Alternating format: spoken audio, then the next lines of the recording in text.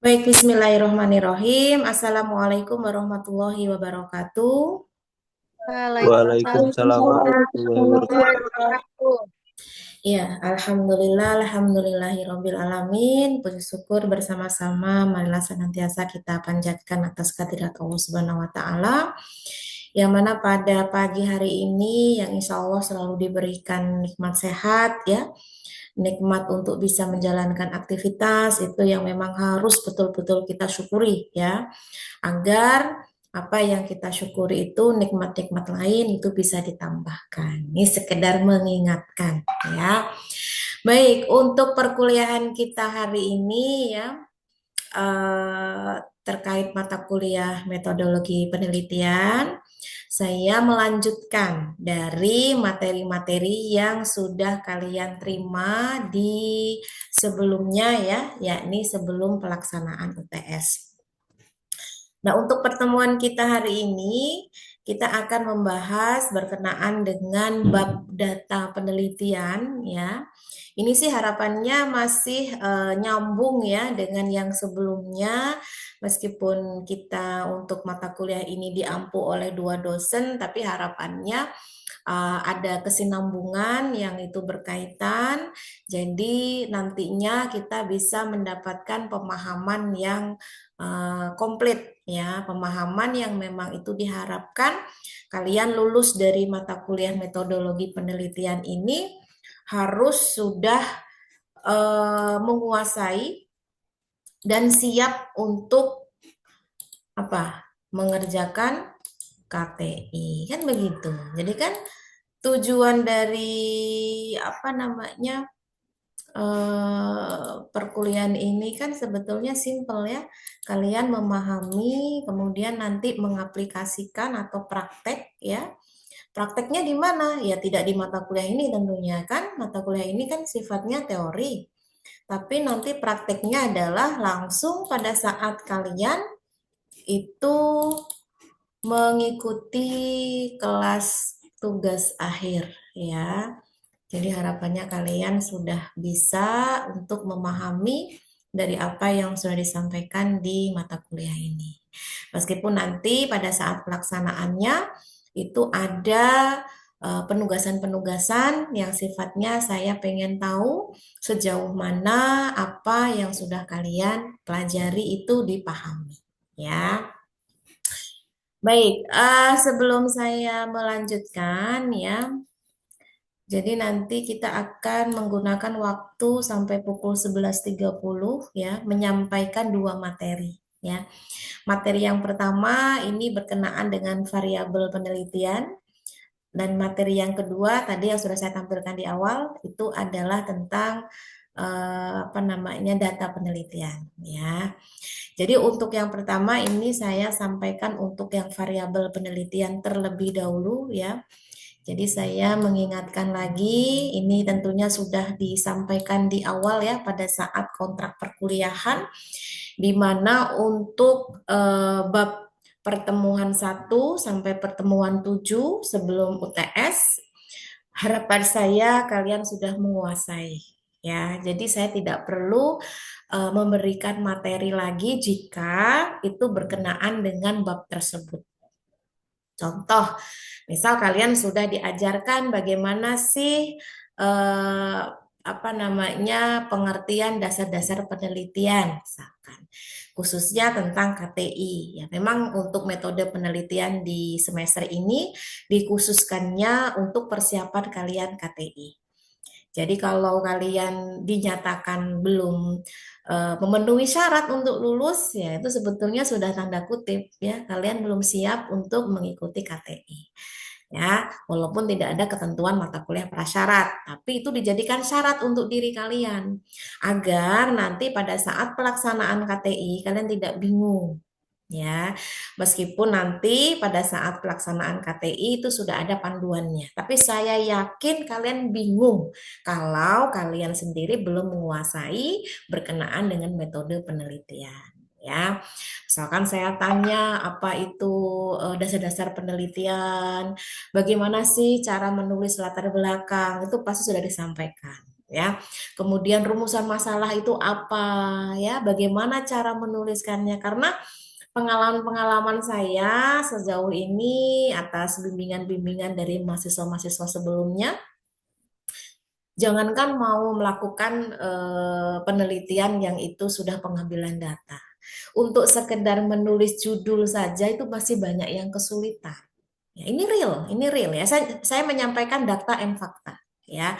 Bukan tujuan menakut-nakuti bukan ya, tapi lebih untuk menjadikan motivasi. Jadi jangan disia-siakan mata kuliah yang memang saatnya kalian belajar. Karena nanti kalau sudah saatnya KTI sudah tidak lagi belajar tentang metode penelitian, tapi lebih menerapkan sesuai dengan judulnya masing-masing atau topiknya masing-masing ya. Karena masih bingung juga itu banyak bagaimana sih menulis latar belakang, ya kan?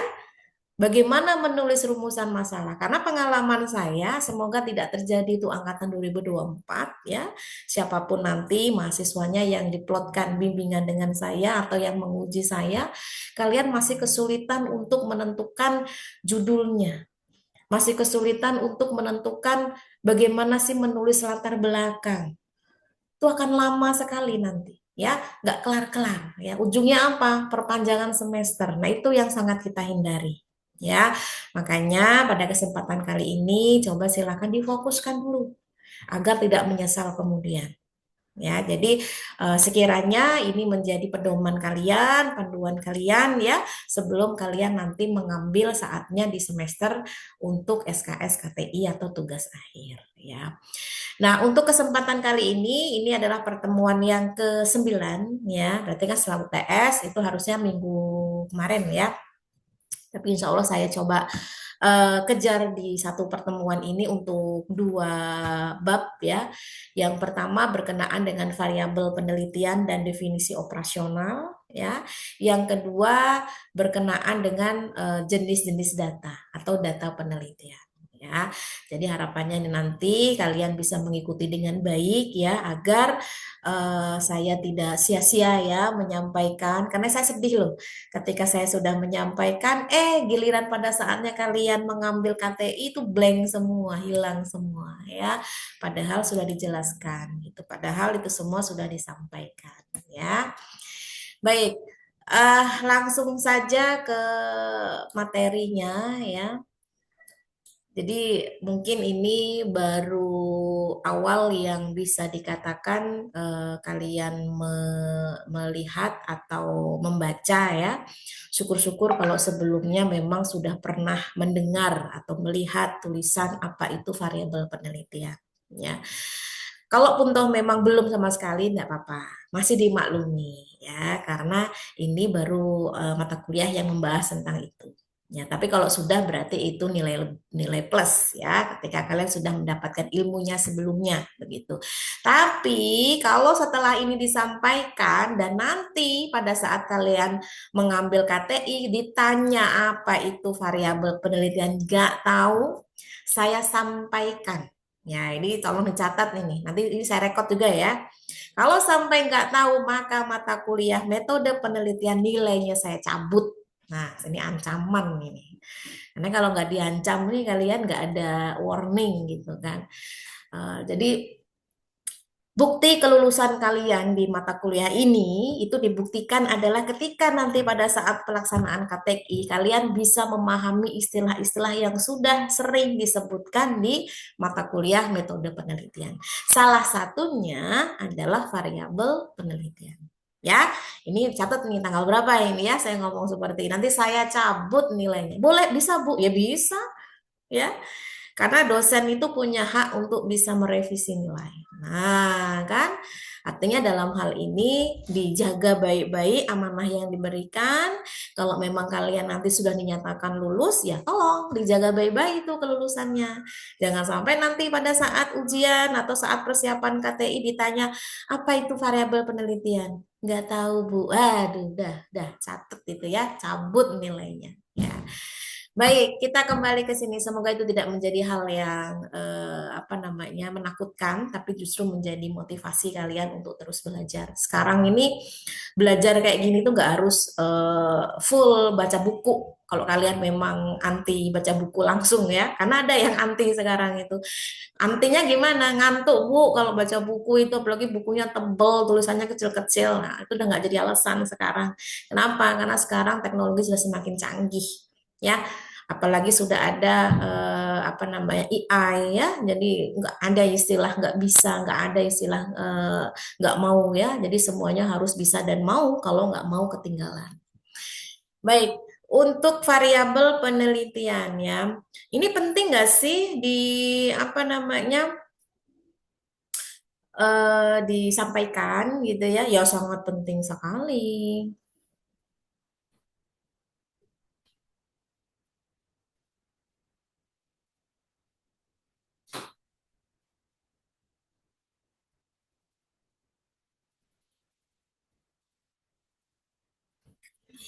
Nah, pengertian variabel penelitian itu memang dikatakan wajib ada ya di dalam proposal kita sebelum kita melakukan riset atau penelitian. Ya, jadi penelitian yang kita lakukan itu harus ada dasarnya ya. Ada hal-hal yang memang sudah kita tuliskan dan kita pertimbangkan sebelumnya. Jadi ibarat kata itu kalau semisal kita mau melakukan perjalanan, itu kita sudah megang mapnya yang akan kita lalui. Jangan hanya iseng-iseng berhadiah, syukur-syukur kalau nggak sesat, atau yang mungkin syukur-syukur kalau jalannya sesuai. Enggak, semua harus dipastikan di awal. Makanya itu penting sekali kalian menuliskan proposal dulu sebelum melakukan penelitian. Nah, untuk urutan bab, ya ini mungkin sudah disampaikan di awal ya. Untuk penelitian atau bab kaitannya dengan hasil itu bukan di halaman bab pertama. Saya yakin itu. Nggak tiba-tiba langsung disuruh meneliti itu enggak. Pasti di bab pertama itu apa yang dituliskan? Selain judul, apa? Latar belakang, ya. Jadi yang melatar belakangi penelitian Anda itu apa? Jangan sampai nanti ya sudah melakukan penelitian tapi kita tidak tahu pentingnya atau urgensi dari penelitian yang sudah kita lakukan itu untuk apa gitu. Karena semua itu harus berangkat dari permasalahan. Ya, permasalahan yang ada itu apa? Dan kita menjadi pahlawan yang mencoba untuk memberikan solusi dari masalah yang sudah dipaparkan di latar belakang. Kan begitu. Ya, jadi tidak tiba ujuk-ujuk melakukan penelitian, tidak. Semua harus ada dasarnya. Nah, ketika sudah tahu dasarnya apa, yang itu tertuang pada latar belakang, kemudian sudah bisa merumuskan masalahnya apa, tentunya didasari oleh teori-teori yang sudah ada, gitu kan, di bab 2-nya. Nah, baru bab tiganya adalah terkait metodologi penelitian. Ya, kita menyiapkan perangkatnya yang akan kita lakukan pada saat penelitian nanti itu apa saja. Salah satunya adalah variabel penelitian. Nah, di slide ini sudah tertera. Saya yakin di kelas ini semua sudah bisa itu menjawab apa itu variabel penelitian. Kan tinggal baca aja. Ya, tapi maksud saya tidak cuma sekedar membaca, tapi memaknai. Maksudnya apa sih kan begitu. Jadi variabel penelitian itu adalah segala sesuatu yang menjadi fokus penelitian dan dapat berubah-ubah serta dapat diukur ya untuk memperoleh informasi yang dibutuhkan dalam menjawab rumusan masalah. Jadi kita harus merumuskan masalah dulu, baru kita bisa menentukan variabel penelitian. Nah, biasanya dalam menentukan variabel penelitian itu harus sesuatu yang bisa kita amati, bisa kita ukur, ya, dan itu bisa kita bandingkan antara satu perlakuan dengan perlakuan yang lain. Itu kalau yang kaitannya dengan science, ya. Tapi kalau yang kaitannya dengan sosial, ya, biasanya itu berdasarkan apa? Aturan yang berlaku. Nanti kita bandingkan. Jadi nggak ada istilah penelitian tanpa adanya pembandingan, itu nggak ada. Nah ini menurut saya aja Bu kayak gini. Nah bukan, ya sekelas profesor aja belum bisa mengatasnamakan itu adalah punya saya. Tetapi harus ada literasi atau bandingan-bandingan dengan penelitian-penelitian yang sebelumnya sudah dilakukan. Jadi jangan heran, jangan kaget ya kalau misalkan nanti kalian mengambil KTI itu dosen pembimbingnya bilang silakan cari literasi atau penelitian-penelitian sebelumnya karena itu akan menjadi pijakan atau acuan. Jadi kita menemukan masalahnya itu tidak hanya dari pikiran benak kita saja, tetapi dikaitkan dengan penelitian-penelitian yang sudah ada sejauh ini tuh gimana, apalagi yang terupdate. Jadi nggak mungkin dong kita menguji sesuatu yang sudah jadul, yang sudah tidak berlaku lagi, yang sudah tidak berjalan dan relevan lagi, itu hal yang tidak mungkin. Ya, makanya ini perlu kita telaah satu per satu. Nah, tadi disebutkan variabel itu harus dapat diukur. Ya, kalau nggak dapat diukur, gimana kita mau melakukan itu penelitian, ya? Dapat diamati dan dapat berubah-ubah atau sifatnya divariasikan. Nah, ini yang maksud saya tadi itu bisa dibandingkan nanti perlakuan antar perlakuan. Oh, satunya diberikan senyawa X, oh satunya diberikan senyawa B, satunya diberikan senyawa D. Nah, nanti hasilnya gimana nih dari ketiga senyawa itu terhadap objek yang kita ujikan. Nah, itu maksudnya kan divariasikan atau yang bisa diubah-ubah gitu.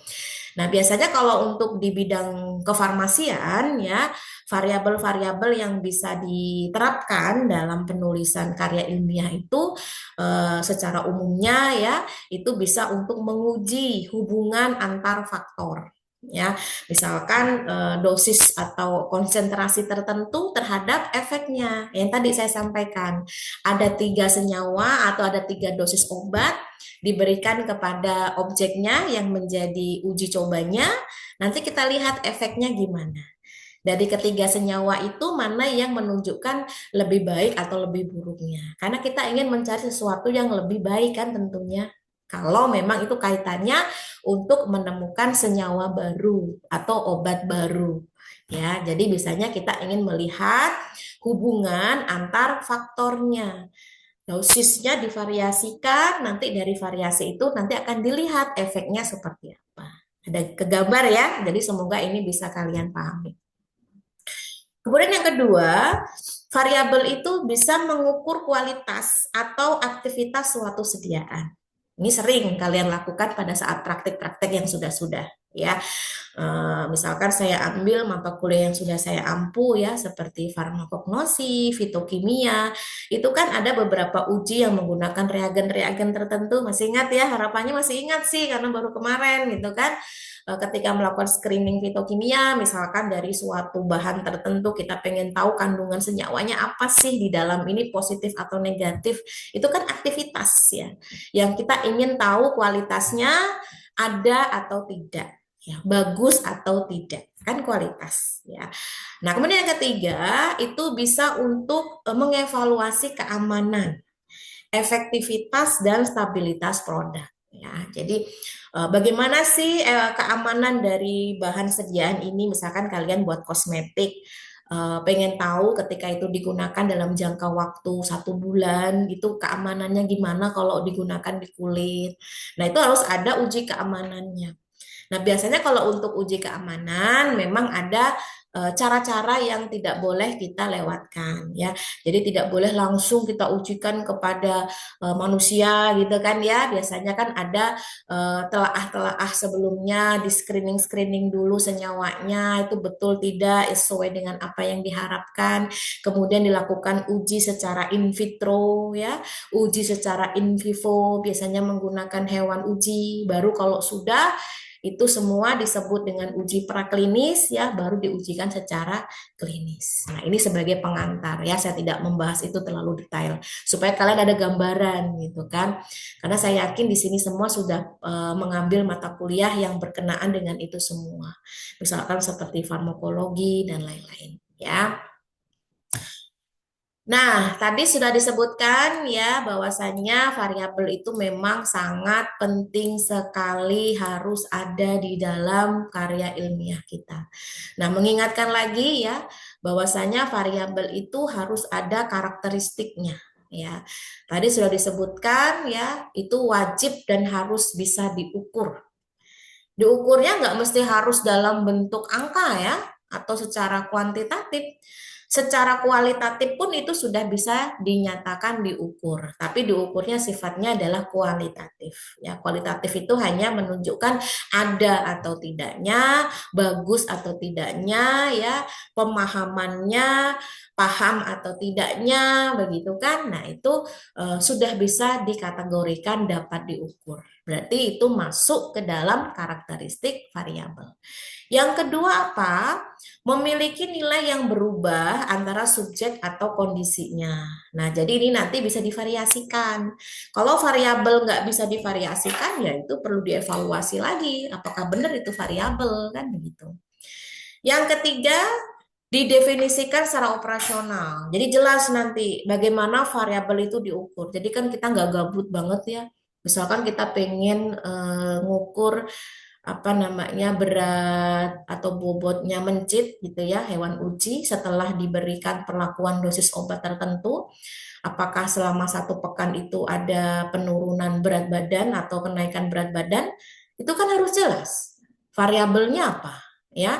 Oh, berat badannya diukur dengan apa, satuannya apa, kemudian alat ukurnya apa. Nah, itu harus jelas ya.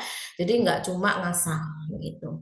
Nanti akan diberikan contoh ya bagaimana cara menuliskan definisi operasional, baik untuk penelitian yang bersifat eksakta atau sains ya atau bahan alam kalau di kita, atau penelitian yang kaitannya dengan pelayanan atau klinis ya. Semuanya bisa didefinisikan secara operasionalnya. Yang jelas variabelnya jelas ya. Kalau variabelnya tidak jelas ya gimana kita mau mendefinisikan operasionalnya masing-masing gitu kan. Yang keempat, harus relevan dengan tujuan dan rumusan masalah. Nyambung. Nah, kalau kaitannya dengan tadi penentuan dosis yang paling baik untuk mencit misalkan, berarti variabel yang bisa dicantumkan itu apa? Ya kaitannya dengan bobot berat mencit itu ya, bukan yang lain-lainnya atau yang di luar dari dunia permencitan itu enggak ya. Makanya dalam hal ini disesuaikan dulu dengan penelitiannya itu tentang apa dan bagaimana prosesnya. Jadi tidak cuma sekedar ngalir aja udahlah yang penting jalan, enggak, harus matang di awal dulu. Jadi kalau perencanaan itu tidak matang di awal, saya yakin hasilnya juga tidak akan bagus ya. Yang sudah dipersiapkan baik di awal saja masih banyak plan A, plan B, plan C gitu ya. Karena nanti kita mau melihat hasilnya sesuai enggak dengan teori kan begitu. Tapi mungkin perlu saya ingatkan ya, kalau penelitian di D3 Farmasi kita ini untuk menghindari hal-hal yang tidak diinginkan ya, jangan sampai kalian itu demi mendapatkan hasil yang bagus ya, mendapatkan apresiasi, mungkin mau divalidasi kalau saya ini bisa, saya ini itu nggak perlu ya. Artinya jangan sampai nanti itu menghalalkan segala cara. Maksudnya gimana, Bu? Hanya karena ingin mendapatkan hasil yang bagus, akhirnya apa? Ada rekayasa data. Sebenarnya itu tidak dilakukan uji penelitian, ternyata kalian cantumkan yang memang itu rekayasa. Itu berbahaya sekali. Tidak hanya untuk institusi kampus, tapi untuk orang banyak. Kalian menguji ternyata hasilnya negatif. Tapi karena kalian nggak mau dianggap nggak mampu dan nggak bisa, akhirnya dibuatlah positif. Nah, ternyata itu dijadikan rujukan dari penelitian lain dan itu akan menghasilkan sesuatu yang berbeda. Itu kan merugikan orang lain namanya, ya. Jadi, kalau di sini ya saya sebagai pembimbing salah satu pembimbing, apapun hasilnya, mau negatif mau positif, mau ada atau tidak, mau bagus atau enggak, ya itu yang dicantumkan. Tinggal bagaimana kalian bisa menjelaskan disesuaikan dengan literasi secara teoritisnya. Kalaupun toh memang misal sediaan saya ini nggak homogen, Bu. Padahal dalam proses pembuatannya itu saya sudah ngaduknya udah luar biasa itu, Bu. Tapi tetap aja nggak homogen ya, Bu. Apa saya buat tulisan di KTI saya homogen aja ya, Bu? Nah, itu sangat tidak apa namanya benarkan. Silakan ditulis tidak homogen, meskipun harusnya homogen. Berarti kalian cari tahu ya bahan-bahan apa saja yang ketika itu dicampurkan di dalam sediaan itu yang akhirnya menghambat proses homogenitas itu tadi gitu. Jadi jangan sampai hanya karena ingin dinilai bagus ya, itu merubah-rubah atau merekayasa hasil penelitian ya. Karena penilaian KTI di kampus kita tidak melulu tentang hasilnya ya, karena banyak yang perlu dinilai dari proses kalian menyusun judul, latar belakang, artinya dalam proses pembimbingan ya, itu pun juga dinilai. Bagaimana kalian komunikasi dengan dosen, itu juga dinilai gitu. Bagaimana kalian menulis sesuai enggak dengan apa namanya aturan-aturan dalam penulisan kata-katanya yang sudah ditetapkan aturannya, sesuai enggak dengan sistematika yang sudah ditetapkan di pedoman KTI-nya, itu semua ada. Bahkan bagaimana cara kalian menjawab pada saat dilakukan uji sidang gitu kan, itu pun juga menentukan. Nah, jadi sudah jelas ya, artinya hasil itu bukan satu-satunya yang bisa dinilai. Jadi ini saya ingatkan sekarang, biar nanti kalau ada yang mau nekat seperti itu bisa tiadakan ya, jangan sampai itu membunuh diri kalian sendiri. Kenapa saya mengatakan demikian ya? Karena itu hal yang biasa ya, banyak yang seperti itu. Tapi semoga tidak di mahasiswa kita. Saya sih berharapnya seperti itu ya. Baik, kita masuk ke jenis-jenis variabel penelitian ya. Yang pertama ada variabel yang disebut variabel bebas atau independen. Yang kedua ada variabel terikat, namanya dependent. Ada variabel kontrol, ada variabel moderator, ada variabel intervening. Tapi di sini saya memang lebih fokusnya ke 1, 2, 3. Ya. Kalau yang 4, 5 cukup tahu aja. Ini yang terlalu berat, 4, 5 ini untuk skala D3. Ya. Tapi kalau untuk variabel 1, 2, 3 ini wajib harus ada. Ya, dalam penelitian Anda itu mana sih variabel bebasnya, mana sih variabel terikatnya, mana sih variabel kontrolnya. Saya mau menekankan ini. Kenapa? Karena masih banyak mahasiswa kita itu keliru dalam menuliskan di metode penelitian di bab 3-nya itu untuk masing-masing variabel. Ya.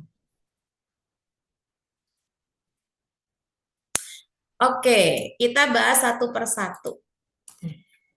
Yang pertama adalah variabel bebas. Ini kalau dalam metode penelitian itu disebut sebagai faktor X ya, independen, lambangnya X. Itu artinya variabel bebas. Kenapa dikatakan bebas? Karena variabel yang mempengaruhi atau menjadi penyebab perubahan variabel lain ya. Jadi istilahnya variabel yang bisa dimanipulasi. Karena namanya juga bebas ya, bisa berubah-ubah gitu ya, variasi sifatnya. Yang mana akibat diubah-ubah atau divariasikan itu bisa menyebabkan perubahan tertentu atau efek tertentu. Nah, itu yang mau akan kita cari tahu gitu. Ketika diberikan perlakuan, diberikan senyawa A, hasilnya gimana? Ketika diberikannya senyawa B, hasilnya gimana? Ketika diberikan senyawa C, hasilnya gimana? Itu kan berubah-ubah ya, meskipun bahan ujinya sama. Contoh, penggunaan ekstrak ya. Sama-sama menggunakan ekstrak daun jambu misalkan. Ya, kita pengen tahu aktivitas antioksidannya. Yang satu konsentrasinya sekian, yang satu konsentrasinya sekian dan sekian. Ada 3 tuh berarti kan. Nah, apakah nanti dari hasil ujinya ini memberikan perlakuan yang memberikan hasil yang sama? Ya tentu tidak, ya, karena memberikan efek yang berbeda-beda dari hasil yang direkayasa itu. Nah, contohnya konsentrasi ekstrak yang digunakan ya. Kemudian jenis atau metode formulasinya atau metode ekstraksinya. Misalkan metode ekstraksinya menggunakan apa namanya maserasi, satunya menggunakan reflux, satunya menggunakan sohlet misalkan. Nanti akan dilihat hasil proses ekstraksinya ya yang memberikan nilai rendemen yang terbaik itu yang menggunakan maserasi ekstraksi yang mana. Nah, itu kan ingin mengetahui perubahan-perubahan dari hasilnya bagaimana begitu. Itu untuk yang faktor variabel independen atau yang bebas. Jadi divariasikan. Jadi tidak ada ya kalau untuk yang kaitannya perlakuan, khususnya eksperimen ya, perlakuan hanya satu itu nggak mungkin. Bu, saya mau nguji aktivitas antibakteri tapi konsentrasinya cuma 50%, nggak ada yang lain. Itu nggak bisa. Makanya harus ada yang divariasikan. Mungkin dari 10%, ada 20%, 30%, 40%, dan 50%. Mungkin ya, nanti kan itu sesuaikan dengan riset atau penelitian sebelumnya. Paham ya kalau untuk yang variabel bebas. Nah, sekarang bagaimana kalau untuk yang variabel terikat? Jadi variabel yang terikat ini ya atas perlakuan yang sudah ditetapkan sama variabel bebas itu tadi. Akibatnya apa ketika ada perlakuan itu tadi? Misalkan saya menggunakan konsentrasi ekstrak daun jambu untuk aktivitas antibakteri. Mana nih dari beberapa konsentrasi yang ditentukan tadi yang memberikan zona hambat terbesar ketika kita lakukan uji terhadap pertumbuhan bakteri tertentu? Nah, berarti itu semua adalah variabel terikatnya. Apa? Aktivitas antibakteri. Dari sekian konsentrasi mana yang memberikan aktivitas antibakteri terbesar? Nah, itulah yang mungkin menjadi rekomendasi untuk bisa dijadikan sediaan bahan obat, ya. Atau mau dilihat dari viskositas gelnya, ya, dari misalkan gelling agent yang digunakan untuk sediaan tersebut, berapa aja variasinya, kan banyak tuh jenis gelling apa agent untuk bisa membuat viskositas dalam suatu sediaan gel, ya. Atau kalau yang kaitannya dengan farmasetika, misalkan waktu hancurnya tablet misalkan, atau stabilitas cairan dan lain-lain. Yang jelas yang ada di variabel dependen ini adalah ulah dari dependen, independen, sorry, yang bebas ya.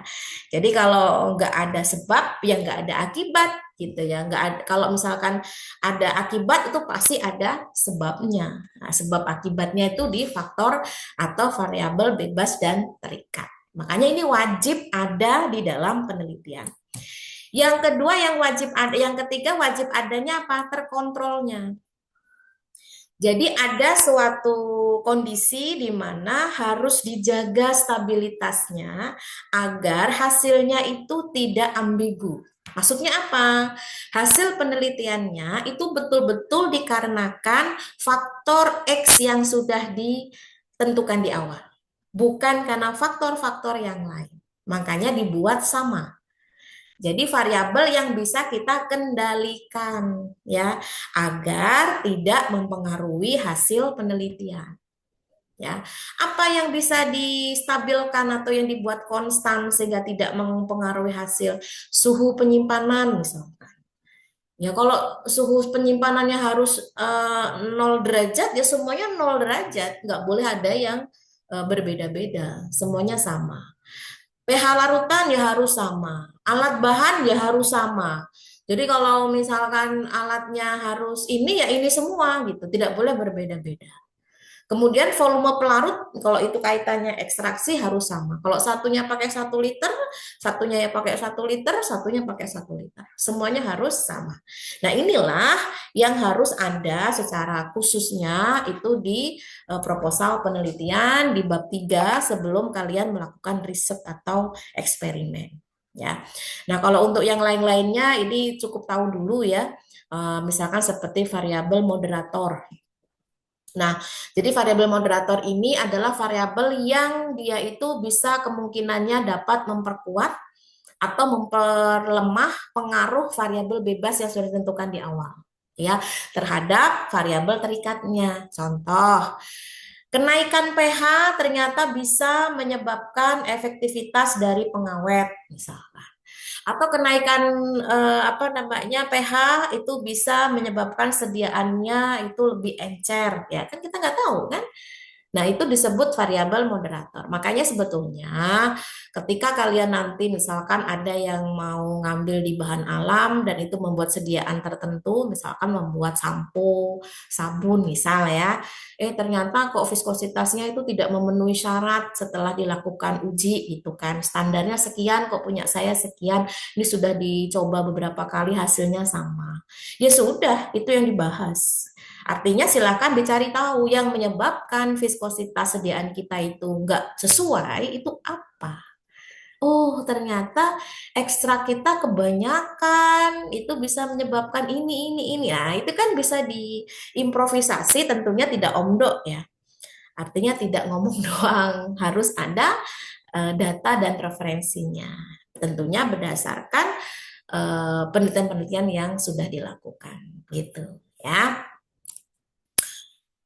Nah, kemudian bagaimana sih menentukan variabel dalam penelitian? Nah, ini saya apa namanya?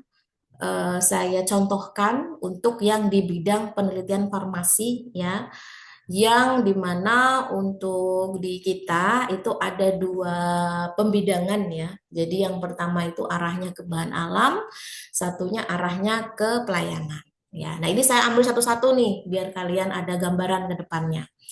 Yang pertama, yang ke bahan alam itu saya ambil contohnya, misalkan di sini judulnya adalah pengaruh konsentrasi santan gam ya terhadap stabilitas gel ekstrak jahe. Nah, ini mau buat gel ekstrak jahe dia ya, yang menggunakan santan gamnya ya untuk gelling agentnya. Jadi nanti pengen tahu stabilitas gelnya. Ya, yang kedua ini yang pelayanan kefarmasian ya, pengaruh sistem antrian elektronik terhadap waktu tunggu di apotek Saintifa, misalkan ya. Jadi kan ada beberapa pelayanan apotek itu yang sudah menggunakan antrian elektronik, ada yang masih manual. Nah, ini mau lihat yang antrian elektronik. Apakah benar ketika sudah ada antrian elektronik itu waktu tunggunya lebih cepat ya? Artinya harus ligat itu tim dari apotekernya untuk meracik obat, nyusun obat segala macam karena semua diburu sama antrian elektronik itu tadi. Nah, nanti kita lihat dari hasil penelitian itu. Nah, ini ada dua judul yang bisa mewakili ya. Jadi dalam penentuan variabel itu harus fokus masalah dan tujuannya apa. Ya, kalau nggak fokus ke situ, gimana kalian mau menentukan variabelnya? Terus yang kedua apa? Ketika kalian sudah menjabarkan dari judul-judul yang sudah disusun itu tadi, ya, itu bisa ditentukan variabel bebas dan terikatnya. Mana variabel bebasnya, mana variabel terikatnya. Kan begitu, ya. Itu yang pertama. Yang kedua, itu menentukan variabel kontrol untuk menjaga validitasnya. Jadi selain ditentukan variabel bebasnya apa, variabel terikatnya apa, ya, baru ditentukan variabel kontrolnya. Ya, jadi harus jelas ini dari judul itu tadi. Terus yang ketiga apa? Menentukan indikator pengukuran. Pengukurannya itu bagaimana? Satuannya apa? Alat ukurnya apa? Kan gitu. Dan baru baru kita bisa menyusun definisi operasional. Ini nanti akan saya jelaskan setelah ini. Nah, sebelum saya menjelaskan terkait definisi operasional, saya challenge untuk semua mahasiswa yang ada di sini, ya, silahkan tentukan masing-masing dari judul yang ada pada slide, ya, untuk kalian tentukan. Untuk yang judul pertama, variabel bebasnya apa, variabel terikatnya apa, dan variabel kontrolnya apa. Silakan, bebas saja kalian mau ngereka-ngereka konsentrasinya berapa, mau ngereka-ngereka waktu tunggunya berapa, pokoknya terserah kalian. Dari judul itu variabel bebasnya apa masing-masing, variabel terikatnya apa. Ya, nanti jawaban ini silakan dikirim di room chat Zoom, tulis ya. Misalkan untuk judul satu variabel bebasnya ini, variabel terikatnya ini, variabel kontrolnya ini. Silakan. Saya kasih waktu 5 menit dari sekarang. Jadi ini sekaligus saya mau presensi ya, nama-nama yang sudah mengirimkan jawaban itu yang saya anggap hadir di room Zoom ini. Silakan, saya berikan waktu 5 menit dari sekarang.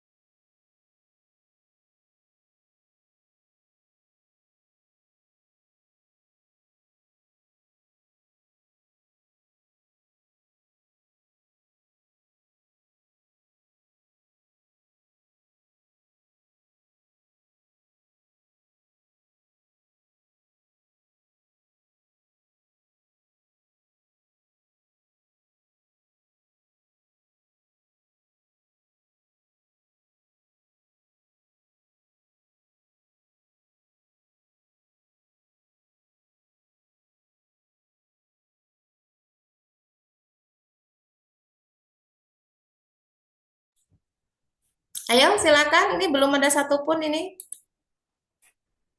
di room chat ya nulisnya ya.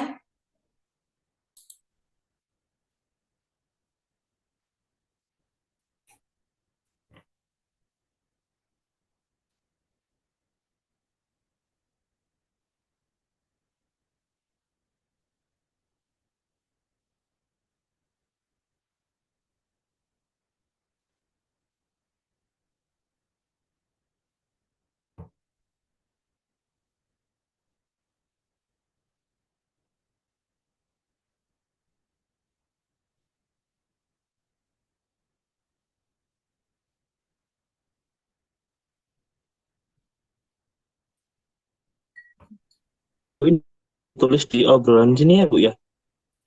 Gimana?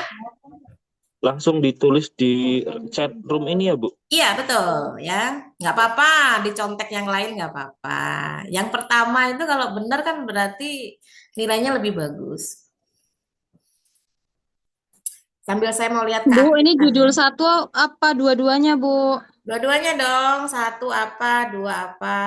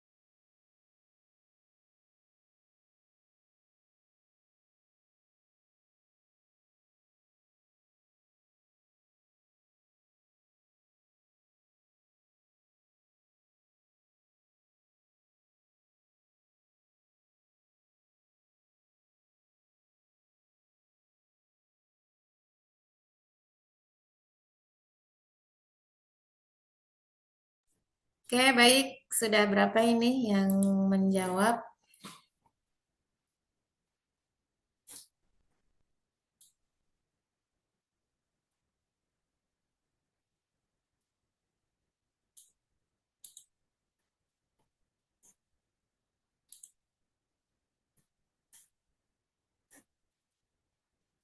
Saya ambil sampel ya.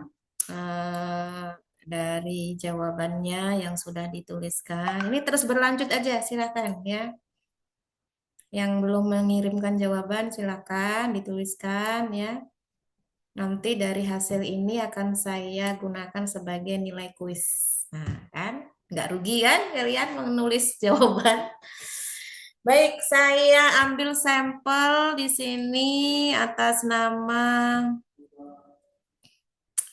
punyanya Gita Afrilia. Untuk yang judul 1, pengaruh konsentrasi santan gam terhadap stabilitas gel ekstrak jahe, variabel bebasnya itu adalah konsentrasi santan jamnya. Kemudian variabel terikatnya stabilitas fisik gel, viskositas, daya sebar, pH gel, homogenitas. Variabel kontrolnya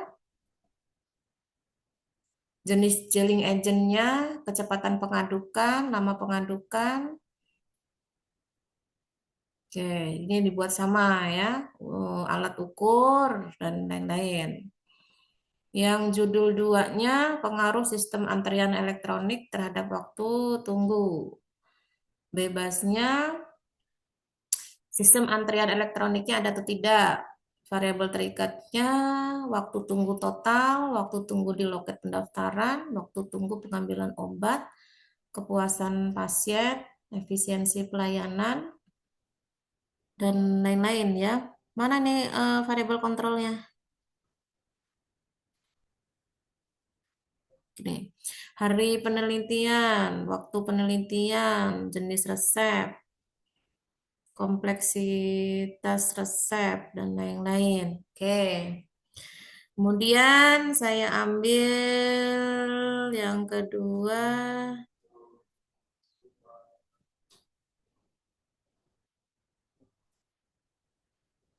Ini punya Putri Asmara baru 1 dijawabnya ini ya.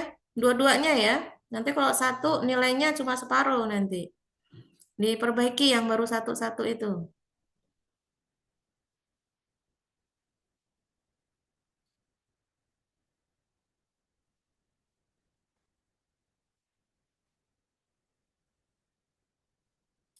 Terus yang kedua saya ambil Rahmadia.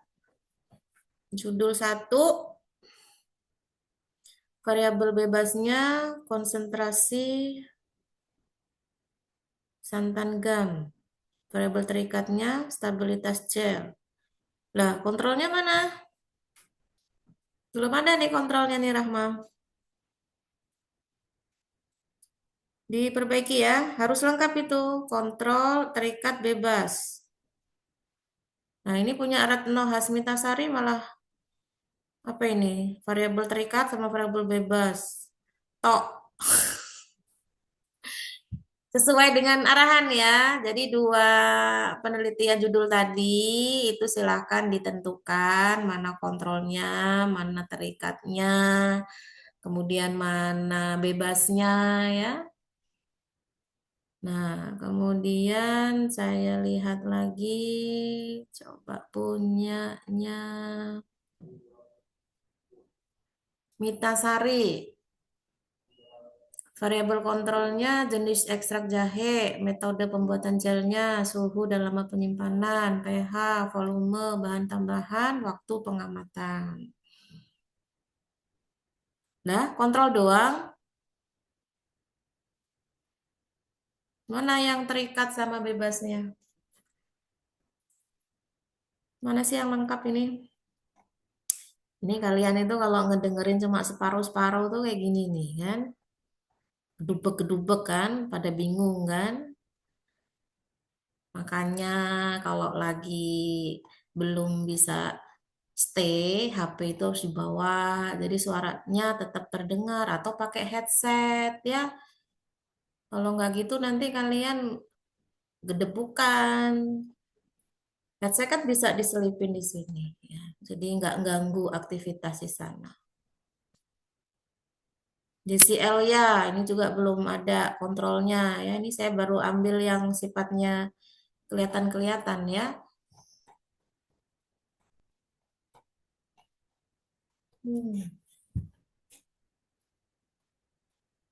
Nah, dari sini nanti bisa kita lihat ya pemahaman kalian terkait apa yang sudah saya cuap-cuapkan tadi ya untuk menentukan kontrol apa variabel kontrolnya apa, variabel terikatnya apa ya, variabel apa bebasnya apa. Oke, saya lihat punya Feby coba ya. Semoga ini bisa menutup sesi apa namanya kuis kita ya. Kalau belum ya saya mau cari lagi berarti. Judul 1, variabel bebasnya itu konsentrasi santan gamnya. Oke, dikasih contoh misalkan 0,5%, 1%, 1,5% ya. Variabel terikatnya yang itu merupakan ulah ya, ulah dari variasinya gitu. Mau dilihat apa nih dari hasil perubahannya? Stabilitas gel ekstraknya, pH, viskositas, daya sebar, homogenitas, aroma, dan lain-lain. Oke, secara evaluasi fisiknya berarti ya dari konsentrasi yang sudah diberikan tadi. Terkontrolnya apa yang dibuat sama menurut Feby? Jenis ekstraknya harus sama, betul. Metode pembuatannya juga sama. Oke ya. Judul 2, variabel bebasnya yang dibuat ininya penerapan sistem antrian elektronik sebelum diterapkan sama sesudah ya. Berarti kan ada perubahan, ada 2 variasi ya. Variabel terikatnya kita lihat yang mau dilihat dari penelitian itu apa ya kaitannya dengan waktu tunggunya. Oke. Variabel kontrolnya yang dibuat harus sama stabil ya, jam operasional apotiknya, jumlah tenaga kefarmasiannya ya, dan jumlah pasien rata-rata per hari. Tapi rata-rata ya, karena kita nggak bisa memaksakan jumlah pasien yang selalu sama di setiap harinya. Tapi kalau rata-rata itu ya 11-12 masih dimaklumi seperti itu. Oke ya. Oke itu ya untuk saya bisa screening ya. Ini kan nanti akan saya copy, tidak perlu khawatir ya. Jadi akan tetap terekod dari apa yang sudah kalian jawab. Baik, saya lanjut lagi tadi ya dari 2 judul penelitian itu ya mana-mana aja yang sudah ditentukan untuk variabel bebasnya, variabel terikatnya. Nah, harapannya sih semuanya sudah paham ya. Yang masih salah-salah tadi di notice, oh ternyata saya salah itu ya belajar itu ya. Artinya diperbaiki, jangan sampai nanti sudah dinyatakan lulus salahnya ketika kalian mengambil KTI itu lebih dampaknya lebih buruk ya. Salah sekarang nggak apa-apa, tapi segera sadar untuk diperbaiki. Gitu. Baik, kita lanjut untuk menyusun definisi operasional ya. Jadi definisi operasional ini baik itu yang di bidang bahan alam maupun di bidang pelayanan farmasi itu sebetulnya bisa disusun. Tapi mungkin nanti kalau di apa panduan KTI di kita, memang yang lebih diutamakan ada definisi operasional itu adalah di pelayanan farmasi. Ya, kalau yang bahan alam tidak ada ya. Tapi bukan berarti kita tidak bisa menentukan definisi operasionalnya bisa.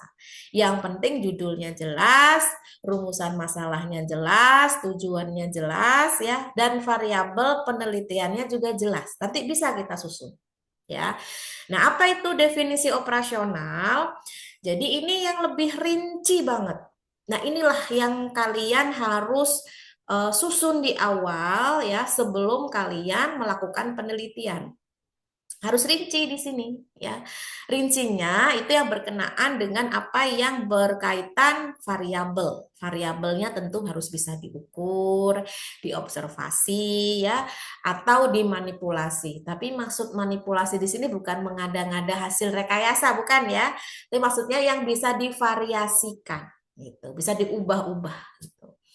Yang tujuannya apa? Tujuannya agar variabel yang sudah disusun tadi oleh kalian semua, yang mungkin itu masih terhitung abstrak ya, belum begitu jelas, itu dapat diteliti secara objektif. Sehingga dapat menghasilkan data yang dapat diuji di risetnya atau di sesi pengambilan datanya.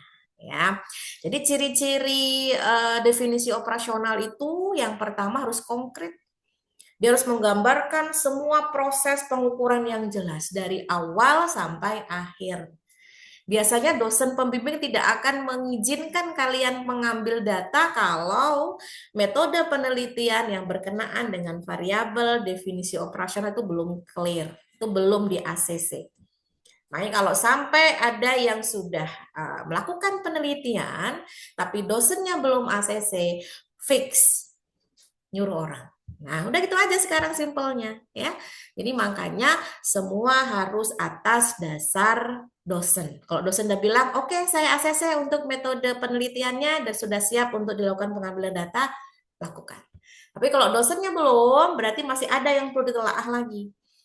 Sebetulnya simpel sih, kenapa kami ini sangat detail di bagian ini agar kalian tidak melakukan hal yang sia-sia. Jadi kalau misalkan kalian tahu salahnya ketika sudah melakukan penelitian, yang rugi siapa? Dosennya? Ya enggak, ya. Yang rugi kalian harus ngulang lagi penelitiannya ya kalau enggak pakai biaya. Kalau pakai biaya kan berarti kalian yang rugi, full, ya kan? Makanya ikuti. Kalau dosennya belum bilang oke lakukan penelitian ya jangan terburu-buru untuk pengambilan data. Kenapa? Karena kalau sekalinya ada yang slip karena tidak sesuai itu tadi, maka harus mengulang. Nah, itu yang sangat dikhawatirkan karena merugikan gitu kan. Ke siapa? Ya kalian gitu. Yang kedua terukur. Terukur ini berarti kan harus menunjukkan adanya indikatornya bagaimana, parameternya bagaimana, ya standarnya bagaimana, atau skala yang digunakan. Baik, baik sekali, sangat baik misal ya, atau buruk, lalalala gitu kan boleh. Nah, itu yang kaitannya misalkan menggunakan data yang sifatnya kuesioner misalkan. Dan spesifik, tidak memberikan ruang interpretasi ganda atau ambigu ya. Jadi harus jelas yang mau diteliti itu apa. Kalau yang mau dilihat itu adalah senyawa dari suatu bahan alam, misalkan taninnya, ya hanya tanin itu yang akan kita lihat itu. Atau kalau ingin mengukur bobot mencit setelah dilakukan uji terhadap sediaan obat tertentu, ya hanya bobotnya yang kita timbang gitu ya. Artinya memang dalam hal ini harus jelas ya. Dan harus tidak menimbulkan hal-hal yang ambigu. Jadi ketika orang membaca hasil penelitian kalian itu tidak mempunyai persepsi yang berbeda ya. Dapat direplikasi. Itu maksudnya apa? Jadi ketika kalian sudah melakukan penelitian, ada hasil, ada pembahasan dengan metodologi yang sudah ditentukan tentunya, itu ketika ada orang yang melakukan penelitian yang sama, itu bisa dihasilkan yang sama juga. Ya, kalau memang di penelitian kalian menyatakan setelah diberikan sediaan obat tertentu, ternyata mencitnya itu menunjukkan gejala misalkan tremor gitu kan, kalian karena nggak mau itu disalahgunakan, nggak mau itu dianggap kalian salah, dibuatlah nggak tremor. Nah, ketika peneliti lain melakukan hal yang sama, ternyata tremor. Nah, itu kan beda ya. Jadi harus bisa direplikasi, artinya di metode penelitian itu ketika dilakukan oleh orang yang berbeda, itu menghasilkan kesimpulan yang sama. Nah, inilah fungsi adanya definisi operasional. Ya. Nah, yang tujuannya apa? Sebetulnya sudah saya sampaikan tadi ya. Jadi untuk mengubah sesuatu yang sifatnya masih abstrak itu menjadi sesuatu yang lebih detail atau jelas dan terukur ya. Membantu peneliti memilih instrumen pengukuran yang tepat ya, memastikan konsistensi data di antara pengumpul data ya. Mempermudah analisis karena apa? Variabelnya sudah terukur jelas dan meminimalisir terjadinya bias ya.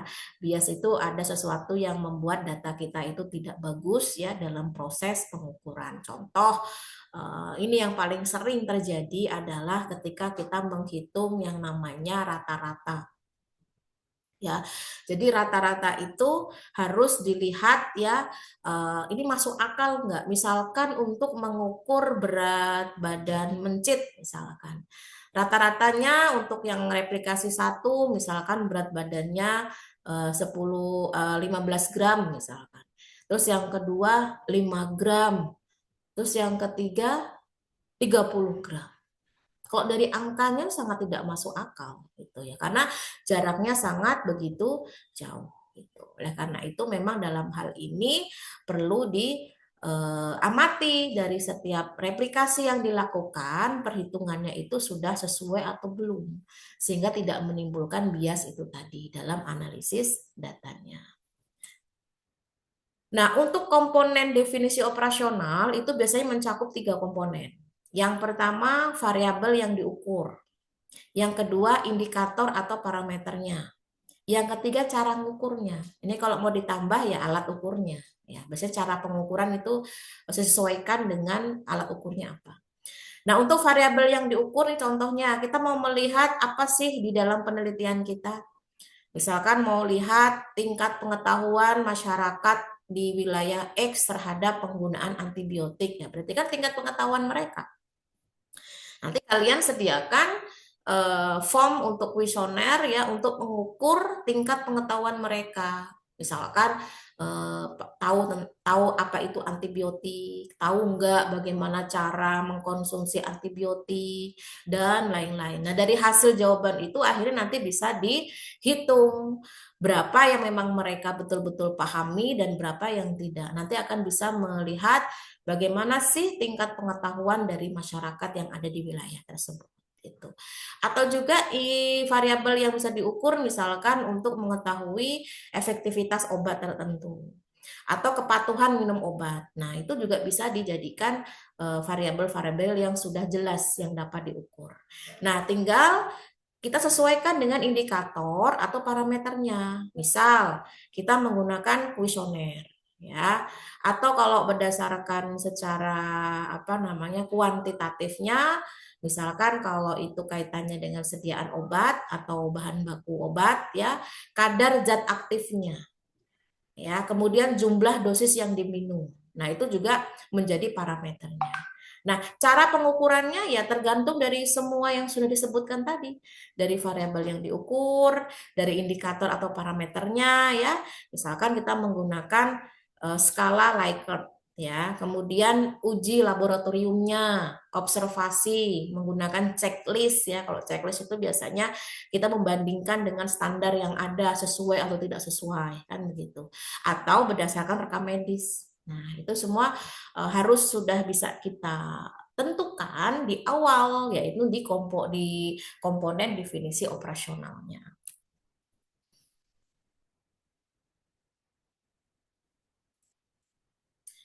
Nah, ini saya berikan contoh ya, biar kalian itu ada gambaran. Tadi di judul yang pertama ya, yang sudah kalian kerjakan untuk variabel masing-masingnya. Ya, yang pertama itu kan tadi kaitannya dengan ini ya, pengaruh konsentrasi santan gam ya untuk stabilitas gel ekstrak jahe. Nah, bagaimana menentukan standar untuk operasional definisi operasionalnya? Kalian harus bisa memilah mana variabel X-nya, mana variabel Y-nya. X itu kan berarti bebas ya. Y itu kan berarti yang terikat. Nah, kalau yang bebas ya berarti sesuatu yang dibuat variasi besarnya, banyaknya, variasi konsentrasinya. Nah, sama ya, itu semua kan terkait ukuran ya. Nah, kalau untuk konsentrasi santan gam ya berarti mau dilihat untuk definisi operasionalnya adalah besaran jumlah santan gam yang digunakan dalam formulasi gel ekstrak jahenya. Namanya juga variasi. Berarti kan kita harus menentukan berapa masing-masing konsentrasinya. Nah, konsentrasi ini biasanya dinyatakan dalam persen, ya, yang itu total dari basis gelnya. Misalkan total basis gelnya 100% ya, konsentrasi santan jamnya itu berapa persen di bahan-bahan yang diperlukan dalam pembuatan gelnya. Kan kalau dalam pembuatan sediaan gel kan nggak cuma santan gamnya aja yang sebagai gelling agentnya, pasti kan ada bahan-bahan yang lain gitu. Nah, ini untuk definisi operasionalnya. Nah, untuk indikatornya apa ya? Indikatornya kalau yang kaitannya dengan variabel bebas ini tadi ya berarti persentase dari besarnya jumlah santan gamnya. Mau berapa yang dipakai ya? Ya, misalkan 0,5%, 1%, 1,5%, 2%. Bu, dapat ininya dari mana, Bu? Nah, itulah pentingnya kita literasi penelitian sebelumnya. Jadi nggak cuma berdasarkan mau-mau kita, ya. Nah, kemudian indikator yang lain apa yang bisa ditentukan untuk variabel dari bebas ini?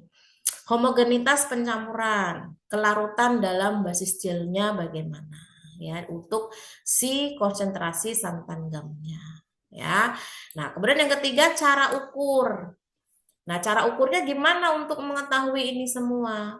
Nah, ini cara ukur ini nanti ya ditentukan saat formulasi sesuai dengan perhitungan konsentrasi dari massa santan gam terhadap total basis gelnya. Misal 0,5% ini berarti berapa gram santan gam yang dimasukkan ke dalam sediaan tersebut. 1% berapa gram yang dimasukkan. Itu kan ada perhitungannya itu. Ya, kalau kalian sudah kuliah ngambil teknologi sediaan ini bukan hal yang asing lagi. Kalau kalian sudah pernah ngambil mata kuliah produk inovasi bahan alam sudah bukan hal yang baru lagi ya. Bagaimana menghitung formula untuk sediaan tertentu ya berdasarkan dari total basis gelnya ya. Nah, instrumennya apa atau alat yang dibutuhkan apa? Ya sesuai dengan apa yang diminta oleh indikatornya itu. Misalkan di situ butuh yang namanya neraca atau timbangan analitik ya, butuh gelas ukur dan lain-lain atau spatula ya, semua yang memang dibutuhkan pada saat dilakukan pengukuran ya.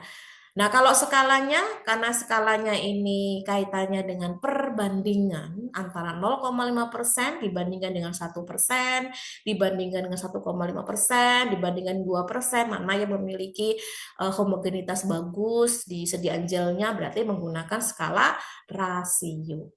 Nah, outputnya apa? Hasil ukurnya. Konsentrasi sesuai formula. Misalkan formula satunya 0,5%, berarti sesuaikan dengan kebutuhan dari santan gamnya. F2-nya 1%, F3-nya 1,5%, dan seterusnya. Ya, biasanya dari rendah ke tinggi ya, kalau untuk konsentrasi yang digunakan. Nah, kalau untuk stabilitas gel ekstraknya, ini yang menjadi pengaruh dari apa yang sudah ditetapkan di variabel bebasnya. Oh, kalau 0,5% ini gimana ini sediaan gelnya, bagus atau enggak? Tapi kan kita tidak bisa menyebut istilah bagus atau enggak saja. Harus ada angka yang muncul, harus ada observasi yang bisa dituliskan. Nah, kita lihat satu persatu. Yang namanya stabilitas gel ekstrak itu kan berarti kemampuan gel itu untuk mempertahankan sifat fisik kegelannya. Ya, kalau hasilnya gelnya itu nggak bagus secara parameternya atau malah encer, ya namanya bukan gel. Ya kan kita mau buat sediaan gel, berarti bentuknya harus ngegel dia. Nah, itu kan ada skalanya. Sesuai nggak dengan standar yang sudah ditentukan? Oh, standar gelnya itu harus sekian nih. Ternyata punya kita enggak. Nah, itu harus perlu ditelaah lagi masalahnya di mana. Nah, artinya dalam hal ini, untuk stabilitas gel ekstraknya itu ya ingin kita tahu kemampuan dari santan gamnya ini untuk mempertahankan sifat kejelannya dalam proses sediaannya itu ketika sudah dibuat sampai ke stabilitas ketika dilakukan penyimpanan dalam waktu tertentu. Apakah masih stabil seperti pertama atau ada perubahan struktur secara fisik? Ya. Nah, kemudian indikatornya apa? Ya tentunya dalam organoleptisnya, itu kan termasuk evolusi fisik ya. Tadi sudah ditulis sama Feby kalau nggak salah ya, yang saya ambil contohnya tadi.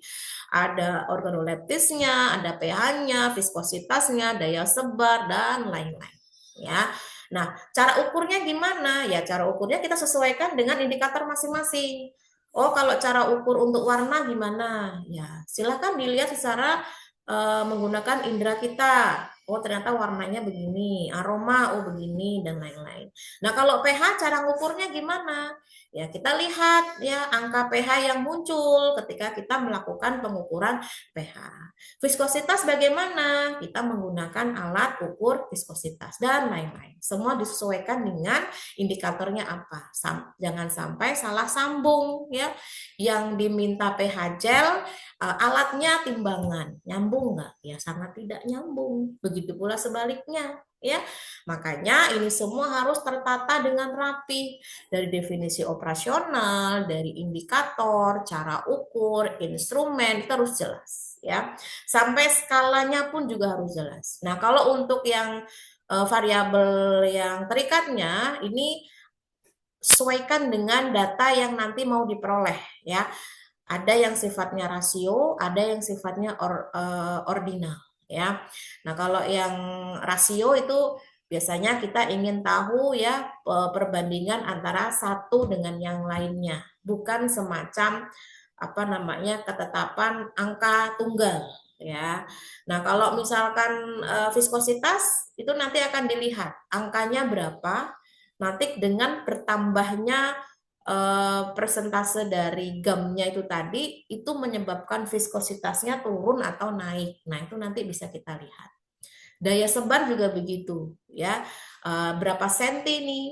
Kisarannya misalkan 5 sampai 7 cm. Nah, sediaan yang kita buat berapa? Nah, daya lekat juga begitu. Ya, ini contoh kalau untuk yang sediaan ya. Saya tidak begitu banyak menjelaskan terkait secara keilmuan di teknologinya karena saya yakin kalian sudah dapat ilmunya semua ya.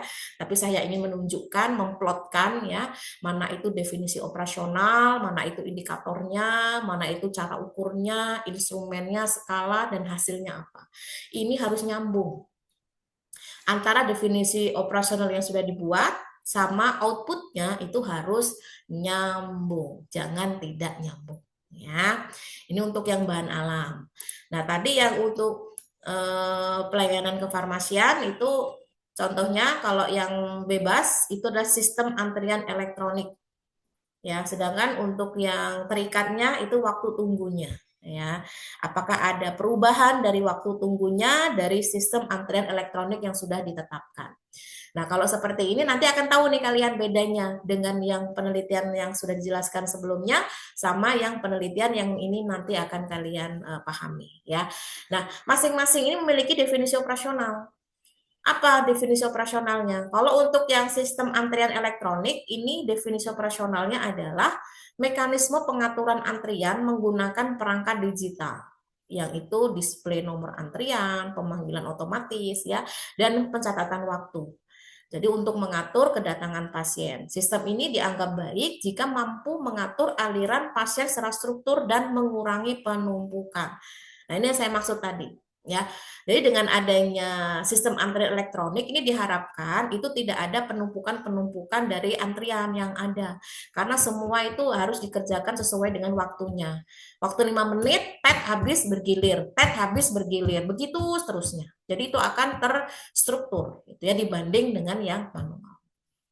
Nah, indikatornya apa? Ya satu, ketersediaan perangkat elektroniknya ada atau tidak, kan begitu di apotek tersebut. Kemudian fitur pemanggilan otomatisnya itu secara audio atau visual. Ya karena ada orang yang nggak notice dengan visual, ya. Artinya dalam hal ini mata kita harus ngeliatin layar terus, gitu kan? Atau yang sebaliknya, kita mungkin terlalu asik ngobrol dengan kenalan kita, akhirnya dipanggil-panggil berkali-kali, nggak nengok-nengok, nggak sadar-sadar gitu kan. Nah, itu juga mempengaruhi. Kemudian kecepatan sistem memproses nomor antrian. Ya, itu tadi jaraknya berapa antara satu antrian dengan antrian yang lain. Kemudian kesesuaian urutan pemanggilan. Jangan sampai nanti ada yang nyelundup. Yang urutannya nomor 5 ya nomor 5 yang maju. Jangan sampai yang urutannya nomor 20 minta nomor 1. Biasanya ini kenalan orang dalam. Nah, ini yang perlu diperbaiki ya sistem kayak gitu ya. Jadi meskipun kalian itu kenal banget sama orang tersebut, selama tidak ada tanda-tanda urgent yang sifatnya itu adalah apa itu darurat ya. Kalau darurat kan nggak mungkin ke apotik toh, atau ke rumah sakit yang kaitannya pelayanan yang sifatnya kayak gini, harusnya kan ke UGD gitu kan.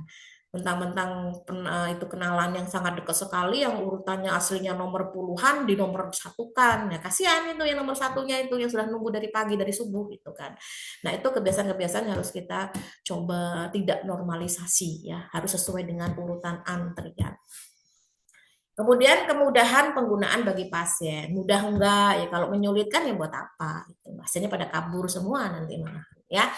Nah, cara ukurnya observasi dan penilaian menggunakan checklist misalkan dengan adanya skor berdasarkan kelengkapan fungsi sistem. Jadi harus menyediakan instrumennya apa? Lembar observasi, ada checklistnya dari skala 1 sampai 5 misalkan. Oh, kalau nilainya 4,1 sampai 5 itu sangat baik. 3,1 sampai 4 itu baik. 2,1 sampai 3 itu cukup. Nah, kalau kurang dari 2 itu kurang. Nah, ini hasil-hasil ini yang nanti akan kita hitung. Nah, bagaimana kalau untuk yang variabel terikatnya? Ya, jadi waktu tunggunya itu definisi operasionalnya adalah selang waktu dari pasien mengambil nomor antrian hingga menerima obat. Dari dia ngambil antri di bagian satpam awal ya atau bagian pendaftaran sampai dia nongkrong di depan apa namanya apotiknya ya sampai benar-benar dia menerima obat. Nanti akan dihitung itu ya waktu tunggu. Jadi waktu tunggu itu dihitungnya itu jangan pas dia duduk di depan apotiknya, tapi benar-benar dari awal karena kita pengen ngelihat apa sistem antrian elektronik. Ketika dari awal kan bagaimana dia mendapatkan nomor antrian sampai dia memperoleh apa namanya obat ya yang sudah diresepkan ya. Nah, indikatornya apa? Tentunya waktu pendaftaran ini pada saat input resep ya. Setelah dapat info resep dari dokternya itu sudah terhitung tuh ya. Sampai obat itu diberikan kepada apotekernya untuk diracik misalkan. Berarti apa? Waktu peracikan. Kemudian waktu validasi farmasi kan juga butuh tuh, nggak diracik langsung diberikan ke pasien kan nggak. Pasti ada waktu validasi dulu, bener apa enggaknya. Kemudian apa? Waktu penyerahan obat. Nah, waktu penyerahan obat ini nggak cuma ini Bu obatnya kan nggak ya. Pasti kan ada pengantarnya dulu. Ini obatnya, ini diminumnya sekian, lalalala, itulah. Itu dihitung juga. Nah, cara ukurnya berarti apa? Mengukur seluruh durasi ya menggunakan timer digital atau stopwatch boleh sejak nomor antrian itu dicetak sampai obat itu diterima. Nah, ini yang saya sebutkan di awal tadi ya. Nah, alatnya apa? Ya, alatnya stopwatch ya atau fitur waktu dari sistem antrian elektroniknya. Nah, berarti di sini datanya nanti dalam bentuk skala ya menit per detik itu. Misalkan kalau ternyata dia bisa mendapatkan obatnya itu kurang dari 15 menit udah dapat obatnya, berarti terhitung cepat ya. Kalau 15 sampai 25 menit itu terhitung sedang ya. Lebih dari 20 menit itu lama. Nah, itu nanti kita bisa lihat. Ya apa gunanya sistem antrian elektronik kalau antriannya masih lama. Kan begitu nanti kesimpulannya. Ya balik lagi ke manual aja kan begitu. Nah, perlu dievaluasi. Sistem antrian elektronik ini ditujukannya untuk apa? Kalau memang ditujukannya untuk lebih cepat, ya harusnya itu harus lebih cepat dari yang sistemnya manual. Kan gitu ya. Jadi bisa dipahami dari masing-masing yang sudah dijelaskan tadi ya. Jadi harapannya kalian ada gambaran gitu. Oke, untuk yang bab ini tadi ya kaitannya dengan variabel penelitian, saya berikan tugas ya. Ini sifatnya masing-masing ya. Tugasnya adalah silahkan kalian buat judul penelitian. Mungkin kalau sebelumnya sudah diminta buat judul penelitian bisa pakai itu ya. Judul penelitiannya bebas. apa yang kalian suka ya, mau bahan alam boleh, mau pelayanan farmasi boleh. Silakan kalian tentukan ya variabel kontrolnya apa, variabel bebasnya apa, variabel terikatnya apa, seperti tadi yang ada di room chat ya. Lalu kalian buat tabel seperti yang sudah saya contohkan tadi ya. Mana variabel terikatnya, mana variabel terkontrolnya dari judul Anda itu tadi ya. Make apa namanya, kemudian definisinya apa, parameter atau indikatornya apa, cara mengukurnya bagaimana, alatnya apa, dan rasio apa namanya, skalanya apa, dan hasilnya apa. Ya, silakan, ini bebas ya, saya nggak ini. Bu, apakah boleh sama satu dengan yang lain? Ya nggak boleh.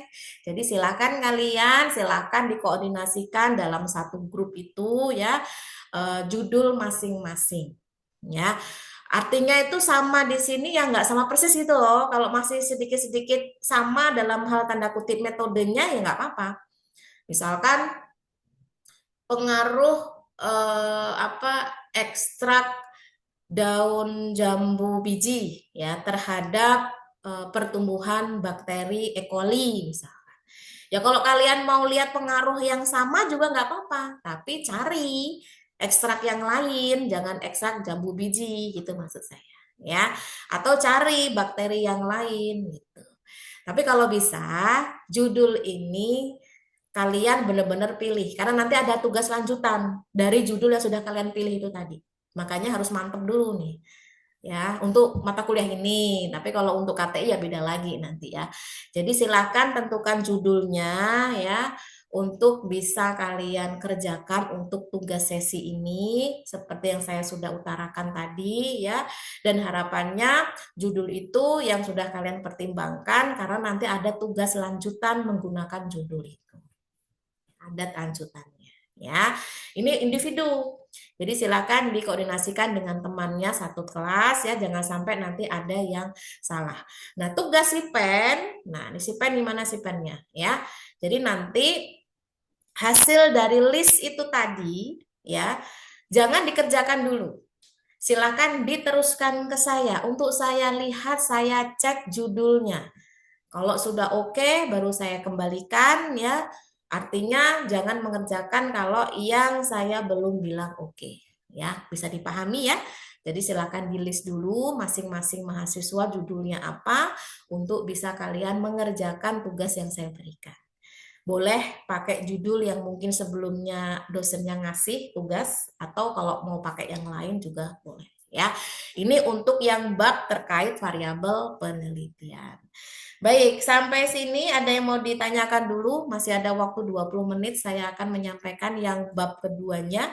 Jadi kita kebut 2 pertemuan ya untuk hari ini ya. Silakan. Ibu, sebelumnya mau tanya, tadi kan disuruh nentuin judul ya untuk tugas yang variabel ini. Berarti kita harus mantepin dulu karena nanti itu akan berkaitan dengan tugas-tugas selanjutnya ya, Bu. Iya, betul. Oh, baik Ibu, terima kasih.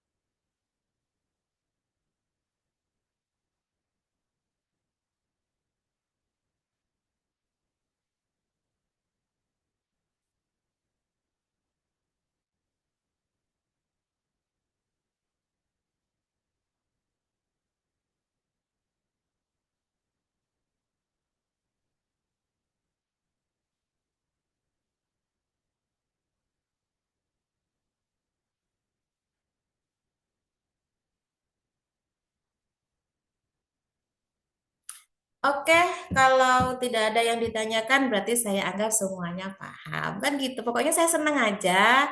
Kalau responnya baik berarti bisa. Jadi nanti tugasnya juga bisa ya, ngerjain soalnya juga bisa. Kan gitu ya. Memudahkan saya juga ya. Oke, saya lanjut untuk yang terakhir ya. Insya Allah 20 menit selesai. Jadi simple ya. Jadi nanti harapannya kalian bisa memahami terkait data penelitian.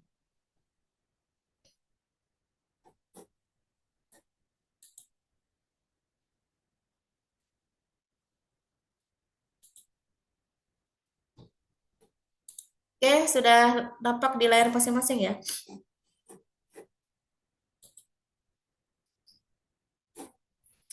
Baik, saya mulai ya. Untuk bab selanjutnya adalah data penelitian. Jadi ini sudah mulai mengkerucut ya dari apa yang sudah kita susun sebelumnya terkait variabel, terkait definisi operasionalnya ya, yang mana kita harus sudah susun itu sebelumnya. Sekarang kita harus bisa menentukan ya data penelitian yang mau kita ambil itu yang jenisnya yang kayak mana gitu. Jangan sampai nanti di lapangan atau di tempat kita meneliti bingung. Saya ini mau ngambil data apa ya? Nah, ini karena belum matang menyusun metode penelitiannya.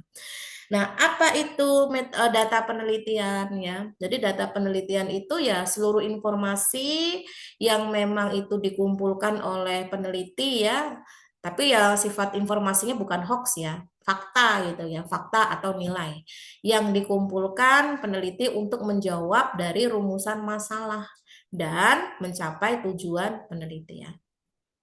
Kejawab ya, kenapa rumusan masalah itu harus ada di bab 1 setelah latar belakang gitu. Ya harus tahu dulu latar belakangnya apa, ya itu nanti kita bisa merumuskan masalah ya. Artinya dalam hal ini harus jelas. Nah, kalau di bidang kefarmasian ya, data penelitian itu bisa dalam bentuk angka yang itu merupakan hasil dari laboratorium ya, uji laboratoriumnya, hasil observasi ya,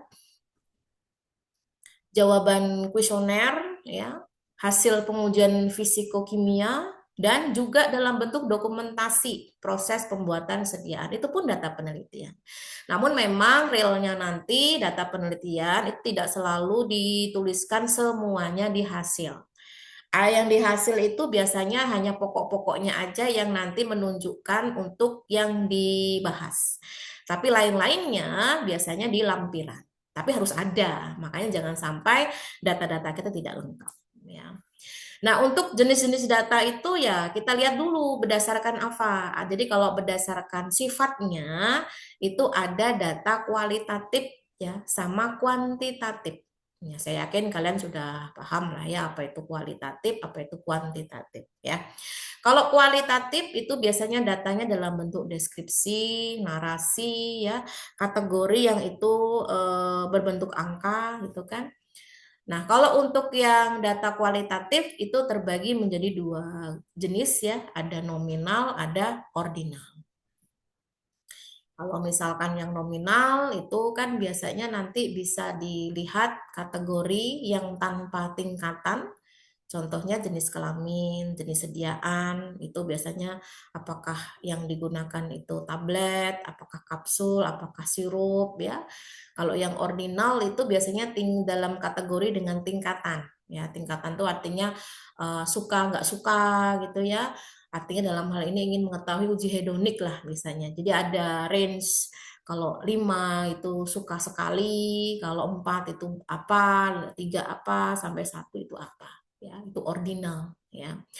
Nah, kalau contoh di dalam penelitian kefarmasian itu kalau yang sifatnya kualitatif ya, misalkan deskripsi perubahan organoleptis ya, warna, bau, bentuk selama penyimpanan, nah itu data kualitatif ya.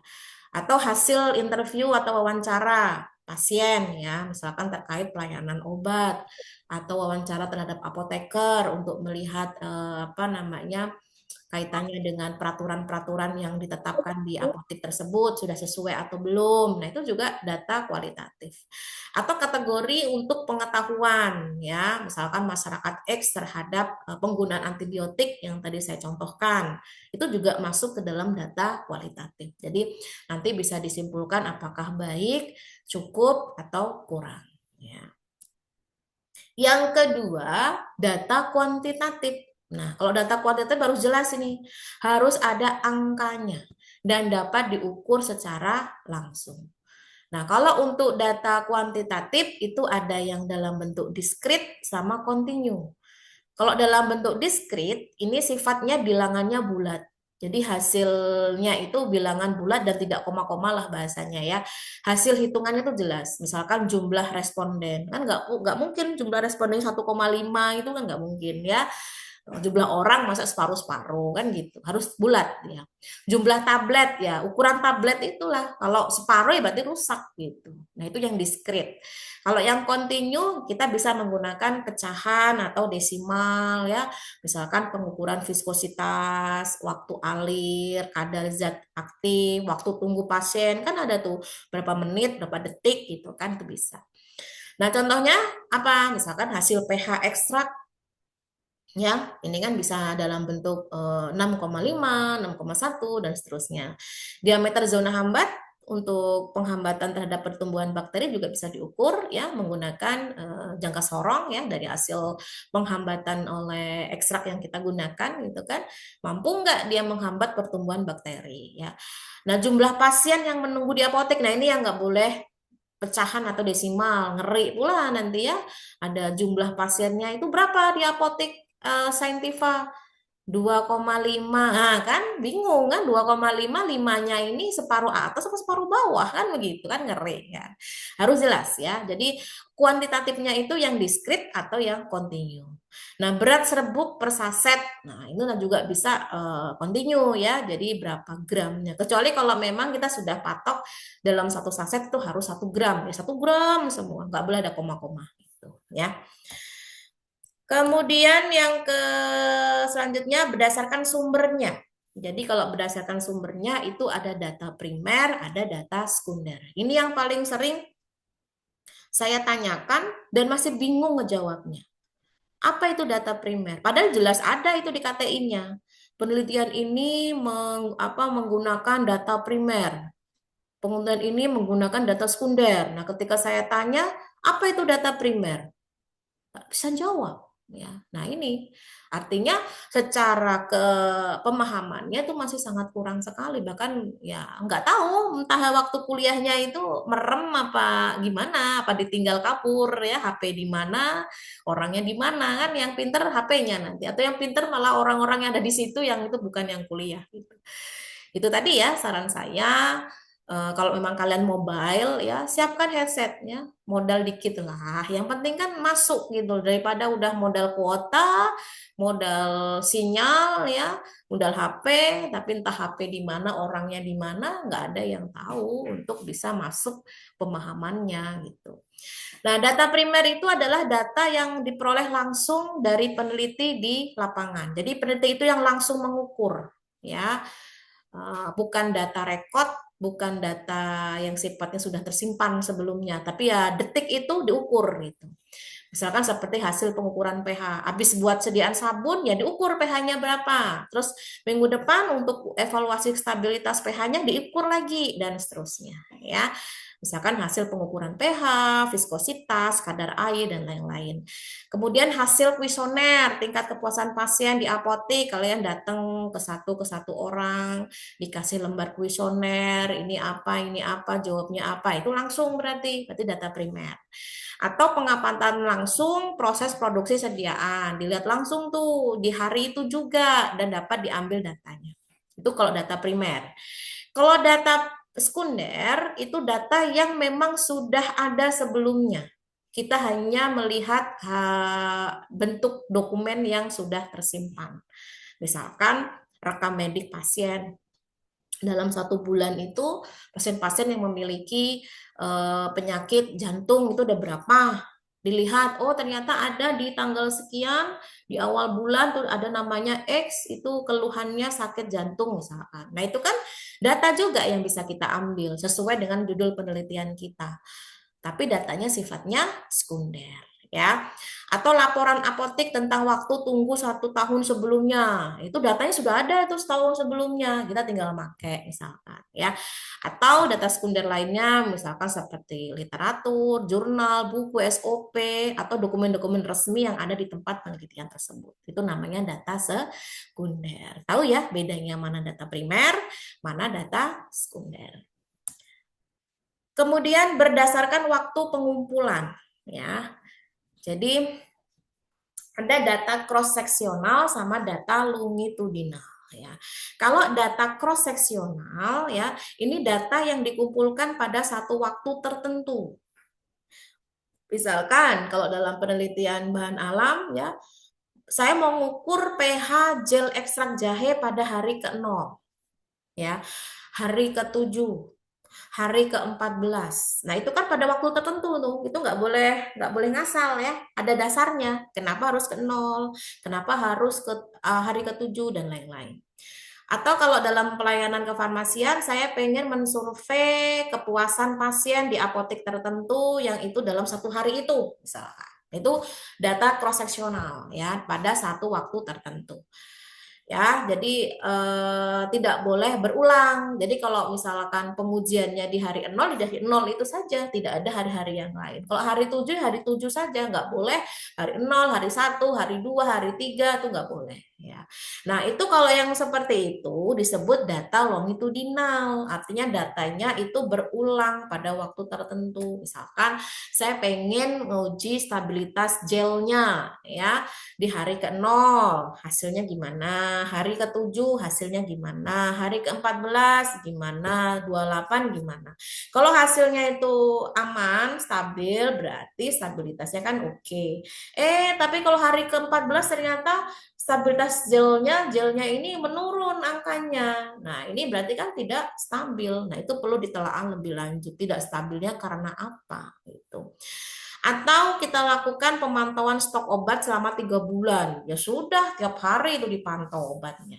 Atau sesuai SOP apotek, misalkan 1 bulan sekali, misalkan. Itu kan tapi berurutan. Sampai bulan pertama, bulan kedua, sampai bulan ketiga. Tidak seperti cross seksional yang hanya satu waktu. Ini bisa nggak Bu dibuat cross seksional? Ya sesuaikan aja. Kalau pemantauan stok obatnya di 3 bulan tok, ya berarti 1 kali pas 3 bulan gitu. Jadi tidak berurutan seperti data longitudinal, gitu ya. Itu untuk yang berdasarkan waktu pengumpulan. Nah, kalau berdasarkan cara memperoleh, yang pertama itu data observasi. Data observasi berarti diperoleh lewat pengamatan langsung. Misalkan dia mau mengamati perubahan warna sediaan pada saat habis dibuat, misalkan. Oh, warnanya kayak gini. Nah, itu namanya observasi. Atau observasi waktu tunggu pasien di apotek. Berarti mata kita langsung lihat satu-satu gitu. Yang kedua, data eksperimen ini melakukan percobaan di lab ya, dengan alat-alat instrumen tentunya, misalkan untuk menimbang bahan ya, menentukan viskositas gel, mengukur pH, itu kan harus ada instrumen yang ada di lab atau alatnya. Yang ketiga, data survei. Ya, kalau data survei ini berarti menggunakan kuesioner atau wawancara. Ya, kalau kuesioner kan berarti ditulis aja menurut mereka, pemahaman mereka. Kalau wawancara kan berarti ada pertanyaan, ada jawaban yang disampaikan oleh yang diinterview atau yang diwawancarai. Misalkan kita pengen tahu pengetahuan penggunaan obat herbal di masyarakat atau di apotek tertentu gitu. Kita pengen tahu tingkat pengetahuannya. Ya sudah dibuatkan saja pertanyaan-pertanyaan kuesioner yang nantinya bisa kita ukur untuk pemahaman mereka apakah baik, kurang atau buruk misalkan. Itu skalanya ditentukan tentunya berdasarkan validasi dari hasil kuesionernya itu. Kemudian survei kepuasan pelayanan resep. Nah, itu juga berdasarkan survei ya. Baik, di sini saya buat ya Kalau semisal ada contoh-contoh seperti ini, ya. Jadi kalau judul penelitiannya misalkan pengaruh konsentrasi santan gam terhadap stabilitas gel ekstrak jahe. Di sini berarti kan contoh datanya pH, viskositas, daya sebar, organoleptis. Nah, ini jenis datanya apa? Gitu. Yang kedua, evaluasi waktu tunggu pelayanan resep di apotek Sentiva. Contoh datanya apa berarti? Menit, ya, dan jumlah pasien. Nah, itu datanya yang mau kita ambil. Ini jenis datanya apa? Ya. Kemudian yang ketiga, tingkat kepuasan pasien terhadap pelayanan farmasi. Contoh datanya apa? Skor kuesionernya, kategori kepuasannya. Ya, ini termasuk apa jenis datanya? Kemudian yang keempat, uji hedonik sediaan minyak gosok misalkan. Contoh datanya apa? Ya tingkat kesukaan panelis itu terhadap minyak gosok yang sudah dibuat. Itu. Jenis datanya apa? Yang kelima, aktivitas antibakteri ekstrak.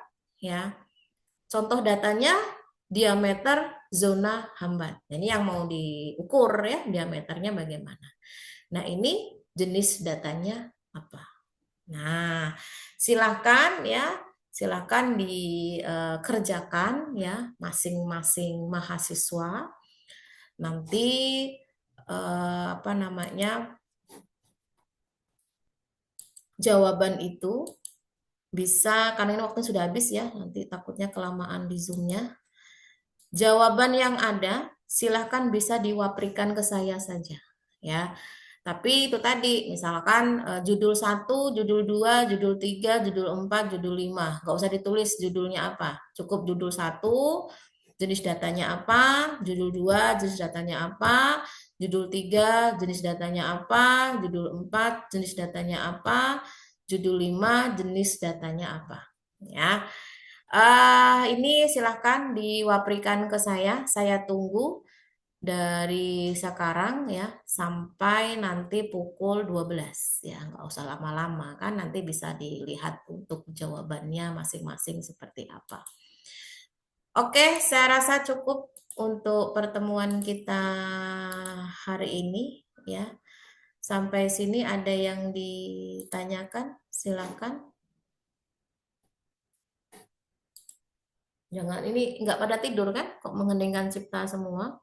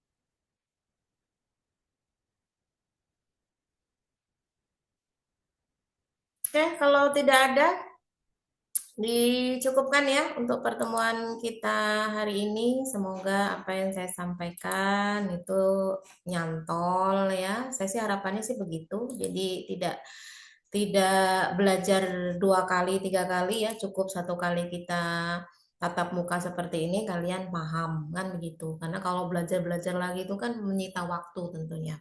Makanya fokuskan ketika pada saat sesi Zoom seperti ini. Kalau di luar itu saya yakin sudah sangat tidak kondusif ya. Oke gitu ya. Jadi yang terakhir tadi silahkan dikerjakan, cukup diketik saja, dikirimkan wapri ke saya. Saya tidak balas ya, nah, balas satu-satu nanti repot. Nanti yang penting data itu masuk aja, nanti akan saya rekap ya untuk bisa apa namanya mengevaluasi dari bab yang kedua ini dari saya. Oke, saya rasa cukup ya ditunggu sampai pukul 12 hari ini. Kalau lewat dari itu berarti saya anggap tidak mengerjakan ya. Kita bersama-sama menutup dengan membaca hamdalah. Alhamdulillahirobbilalamin. Alamin. Ya, terima kasih. Selamat siang dan saya akhiri. Assalamualaikum warahmatullahi wabarakatuh. Waalaikumsalam. Waalaikumsalam warahmatullahi wabarakatuh. Terima kasih, Bu. Oke, sama-sama.